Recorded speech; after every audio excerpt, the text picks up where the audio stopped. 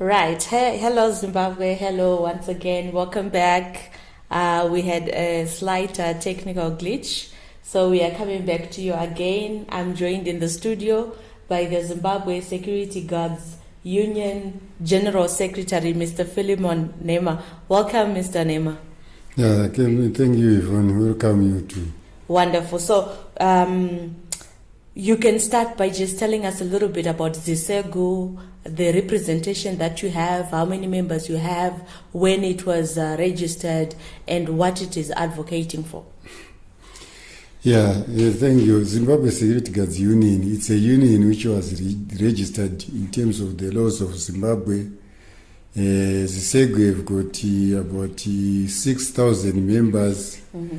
The only problem is that out of the 6,000 members, only 2,777 are the fully paid up members.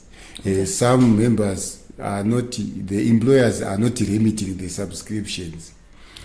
ZISEGU was registered in 2002, but initially we started lobbying for this from 1998. I see. Yes, yes. Why did you feel the need to register a security guards union? Yeah, we feel the need after seeing that the security guards were not properly catered for in terms of negotiations. We are coming out from a subsector, from commercial sectors, which had more than 52 sectors in it, of which when it comes to bargaining, they regard security guards as people who does not know, and we thought, no, we are supposed to represent ourselves because we know what we want as security guards, not to be, not our issues to be talked about by any other person who is not a security guard. Hence the registration of the Zimbabwe Security Guards Union. All right. Yeah. Tell us a little bit about the work that you do as security guards. What does that involve? Security guards, they are the one, we say they are the pillars of the Zimbabwean economy. They look after the properties of individuals, the properties of the government, properties of we can say properties of the state. We are next to the police, and we work more than the police officers because we are the very people who look after the properties directly, not the police who is just overall, but we look into the property of every Zimbabwean citizen. When they are off the duty to their homes, we remain at the workplace, at the station where the property of that employer is where we will be as security guards. Obviously, your importance can never be understated because, as you rightly say, when we are all gone, you are the ones who are looking after our properties. But how affected are you by the current economic challenges that Zimbabwe as a nation is facing and other sectors of the economy are facing? You see that nurses are on strike, teachers are on strike. We have a lot of people who are just registering incapacitation, yet the security guards have been quiet. Everything okay? We cannot say everything is okay, and we cannot say the security guards are quiet. We are coming. We know, especially in our sector, the timing of doing our activities, like what other sectors are doing. Mostly, we are really incapacitated as security guards.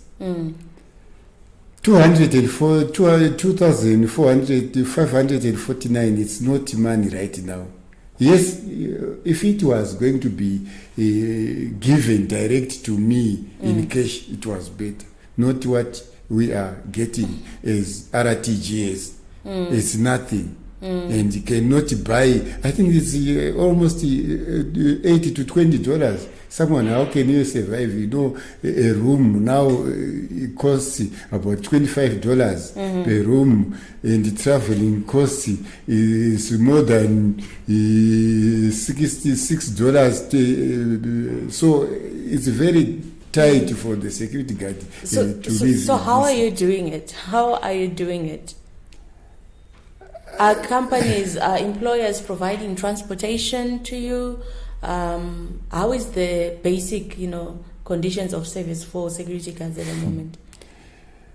We have been negotiating for some two months ago. We have been negotiating. Instead of negotiating and coming up with a favorable adjustment to employees' wages, but the employers really refused. We only managed to align the statutory instrument 81 of 2020 and try to come up with figures in relation to housing and transport allowance, which is a pity, if I can say, because the employers wanted to give at least $118 for housing, for transport. Is that US dollars or RTGS? 118 RTGS and 120 bond note for housing, which cannot even a quarter cannot be.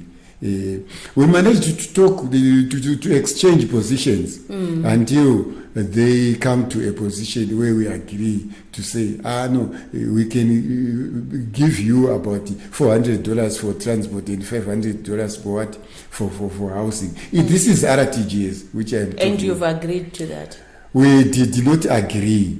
What are you asking for? What do you think is the basic pay that a security guard should be taking home from your own researches and looking at the breadbasket issues and stuff like that? What as a union are you proposing to the employers to say this is what a security guard should be earning? I think we are asking from the employers to start from the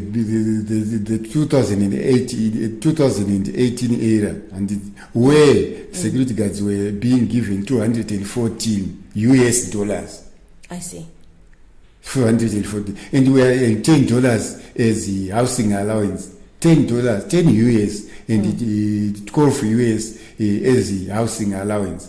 So we are saying to the employers, can we go back to that position? You can give me the $214 as what? As basic in US dollars. Then you can translate it to what? To RTGS. At the bank rate, I think they can have a breathe as security guards from there. That is our proposal. And the housing, the same. We are saying we want to compare how much is being paid from a certain location, so that we can peg our housing allowance from there, and how much is a bus traveling. Right now, yes, we know there is this issue of a ZUPCO, but security guards cannot manage to get into a ZUPCO, because these ZUPCOs are trying to travel around 8 o'clock. Well, a security guard must be at a workplace at around 6 o'clock. So you cannot afford. So we are saying to the employers, the combis out there, they are charging $1 for a trip. So give me $1 for a trip to go to my workplace, for a trip to go back to my to my lodgings. That is what we are demanding from the employers. All right. In recent days, we have seen security guards, issues to do with security guards are stealing, especially those who guard vehicles that cash in transit teams, and we are hearing lots of cases. They're now rising where security guards will just disappear with their loot. And so is this something that has been necessitated or has been caused by the amounts that you're talking about that security guards are getting? It's another factor. But where I'm not seconding or supporting the disappearing of those security guards with the cash, they are the very people who are trusted to carry such amounts. Exactly. Yes. Yeah. So when they're now going to steal what you have been entrusted with, it's not very good. We cannot allow. We are really against that. But reasons now there are some issues that can end up allowing that guard to take the money is just because of the economy. You are carrying such a lot of money, but on yourself, your children are really being eaten by that.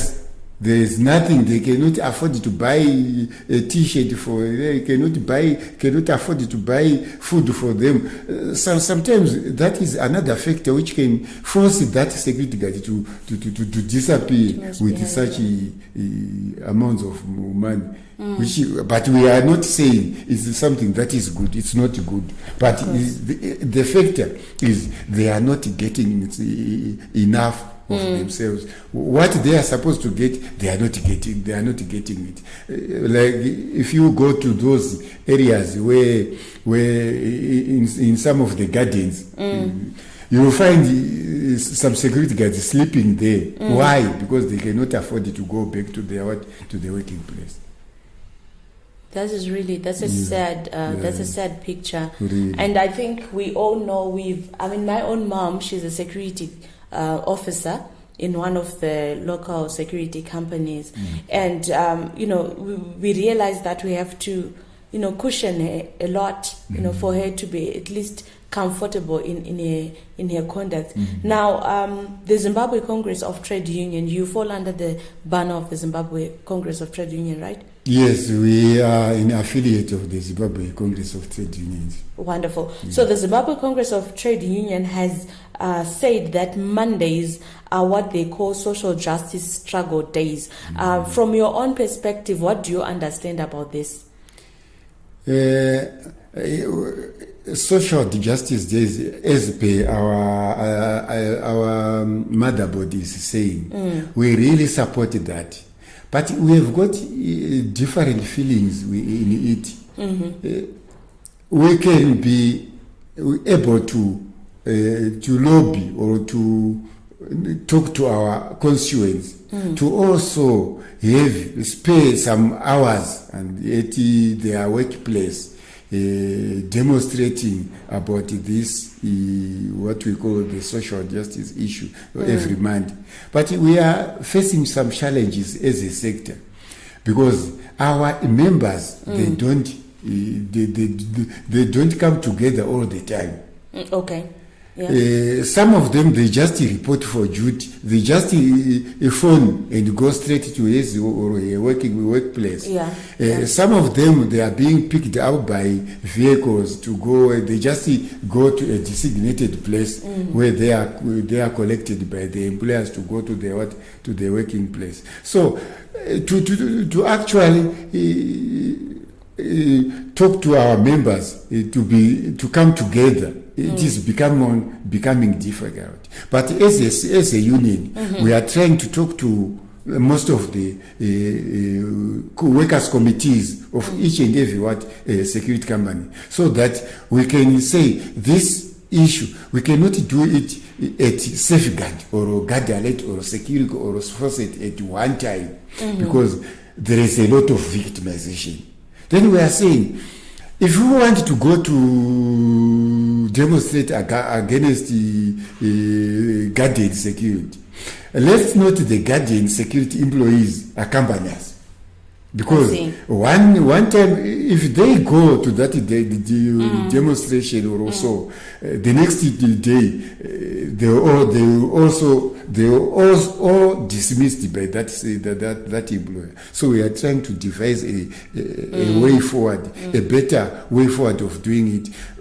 Those guys from Fawcett, from Safeguard, from Security, they will come and support the guardians workers, while the guardians workers themselves are not there, because really, if they are being seen by their employers, they are all dismissed. As you're speaking, I'm sensing that people are desperate. They're in desperate times. They still want their jobs, but they also want a living wage. Really. And is that even conducive then to have people afraid of having a conversation? Maybe I can put it like that: having a conversation with their employer to say, what you're paying us is not even enough to take care of a family, of at least 4. They are really not comfortable of confronting their employers themselves, but not all the workers' committees. There are some workers' committees who are really good enough to talk to their employers, but they need assistance from their union. What is that we want to go and discuss? This is what we want to go and discuss. So as a union, what can we do? Then we assist them in how are they going to discuss with their employers against the agenda they are talking about. All right. So when we're talking about social justice, for the sake of everybody involved, is the view that everyone deserves equal economic, political, and social rights and opportunities, and the whole aim is to allow everyone to participate and to be able to have their voices heard. How do we get the resources that are available to be shared amongst each and every one of us equitably in a comfortable manner? I think most of our tires in Zimbabwe have been under significant stress. As we have seen, nothing seems to be working. Our economy is struggling, and therefore it has a downward effect on the people who are also affected. So we have got our security guards, as has been said, who are playing somewhere at the lower tiers of society, and the ZISEGU is saying they want and they deserve equal economic rights and opportunities. Vanema, I don't know if you've got something that you'd want to share with the people, or even some security guards who are watching this program today. If they want to be part of the union, what is the process, and how do they get hold of you? Well, I want to say a lot, especially to our constituents and those who are listening from the community, even the donors, all the employers themselves, that for us to achieve what we want as employees from the security industry, we are supposed to unite ourselves. That is the first issue. Let's unite each other. Let's unite as a sector, so that we can our voice could be heard. Because if we are disunited, our voices cannot be heard.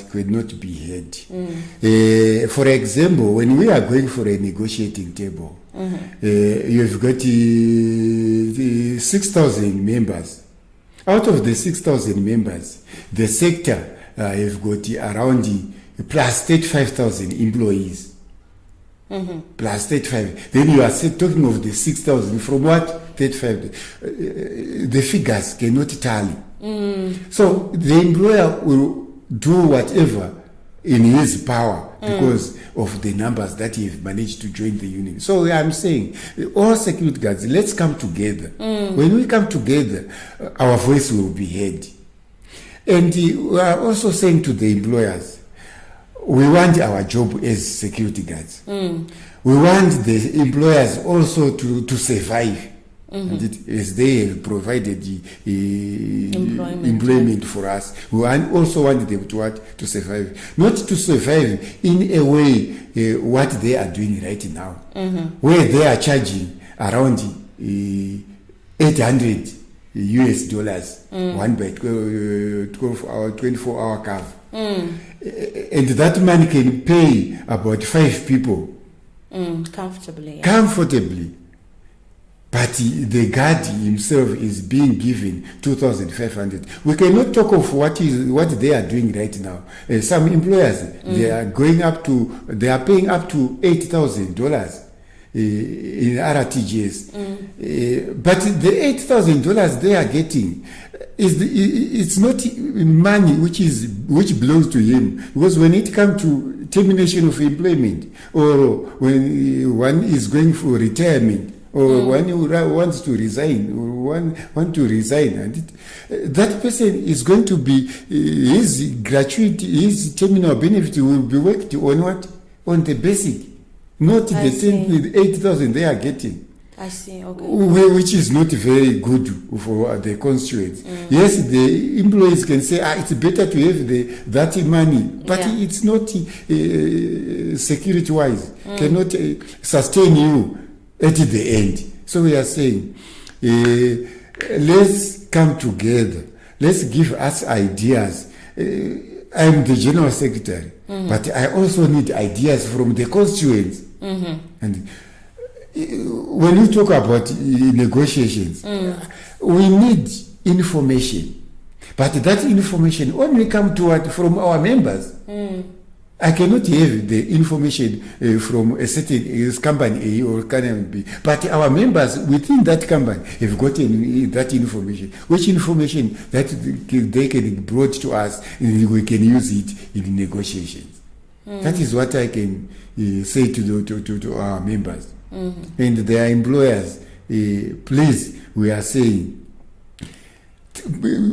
pay your employees a living wage. A living wage right now, we can talk of about from 17,000 to I think it can be better. Not to say we can sustain someone, but it can be motivate their workers to perform their duties, and they can run away from this issue that we have recently saying of the missing, going away with all the money entrusted to. We can run away from that by paying our members, and we don't want the clients out there to hear such information that they are employees, the clients are paying a lot of money, which money is not going to the guards, to the employees, resulting in them going into these debt tactics. Yes,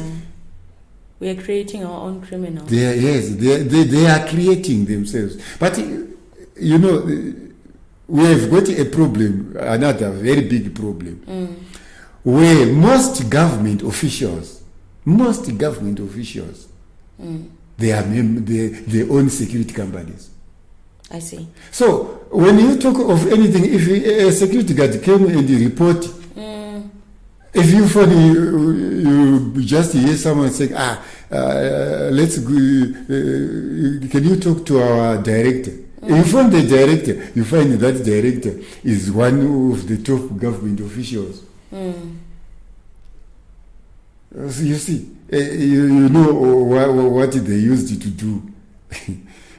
So that sort of limits your push in the sector, does it? Yeah, it's sort of a limit, because there are a lot of victimization, as a country, what is happening within the country. I don't want that. In that, someone who is so big. Sometimes you end up, their employees themselves. For us as a union, we cannot be stopped by that. But their members, our members, will be fearing for our members, not ourselves. No, right. So we advance our issues in terms of the duties that is instructed in us by our members. So we carry those duties as we are instructed to do. But our members then, they will say, no, can you just drop my case there? Because if it come to my boss's attention, it is going to be another issue. Wow, what is that picture? What is that picture that you paint in the sector, in the security guard sector? However, we hope that the negotiations that you continue to be making and the representation that you keep making, like you said, you are hoping that the salaries will go back to what they were back in 2018, around $214, if I got you well, right? Yeah. I think someone can have somewhere to start with, not to say it's money that is supposed to make someone a living, but you can have somewhere to start from, not to say it's enough for the sector to no, because these guys, they work in embassies. They work in mines. They work in different places, but where their companies are getting a lot of money, but for that money to go back to their employees, it's difficult. And unfortunately, I can talk of the two associations within the sector. We've got two associations of employers association. The Security Association and the Zimbabwe Indigenous Security Association. And there is a lot of danger within those two sectors. The Security Association is better. It's better because it's one sector which mostly comply with any state arrangement. And the 8,000 I was talking, if you carefully look into it, it is coming from the Security Association of Zimbabwe. And those employers from the Security Association, some of them, yes, they have got other challenges or other loopholes that they are, but they are better off than the other sector, which is the ZINZA, the Indigenous Security Association of Zimbabwe guys, where we have these new players in the security sector. Those new players, new security companies, which come out after the 1980. Those are what we call the ZINZA. Most of them, they don't comply with anything. By indigenous. Yeah, indigenous people. They don't comply with anything. God, okay. They are very, very few. We can count. Most of them, they don't comply with anything. There you have it. We were speaking to the General Secretary of the Zimbabwe Security Guards Union, ZISEGU, Mr. Philemon Nema. Thank you so much for coming to the studio. You have enlightened us to a lot of issues affecting your sector. Thank you so much for joining us, and we hope to also bring you together with these associations one of these days for deeper conversations on how to improve our security guards' welfare as well as that sector. Thank you so much for coming to our studio.